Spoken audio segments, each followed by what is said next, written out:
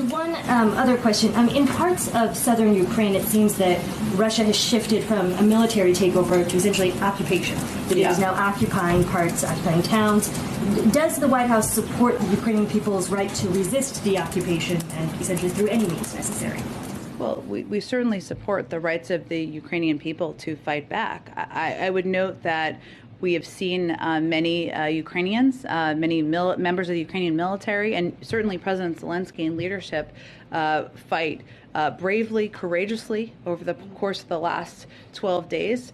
I think it's also true that the world needs to be prepared for a very long, difficult road ahead. While they are fighting bravely and we are standing with them and supporting them, the Russians are still intending to grind out military advances in the short term, just by sheer manpower and firepower. So yes, we support their right to push back and to fight back against that. What you said about the principle of self-defense, does that in any way apply to the Palestinians? Do they have a right to self-defense?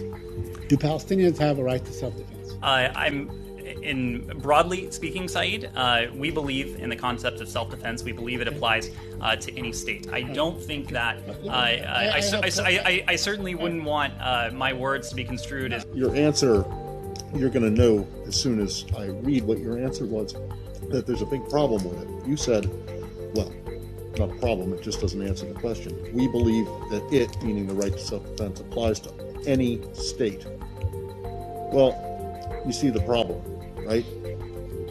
Yes? Do you want to? Do you regard Palestine as a state? I wasn't referring. Do you think that? You But don't in the context of the ICC and the UN. So are you saying that you do not?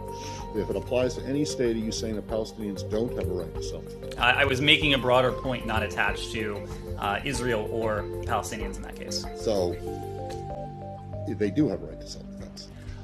Matt, I'm not in a position to debate the legalities from up here. What our message is one of de-escalation.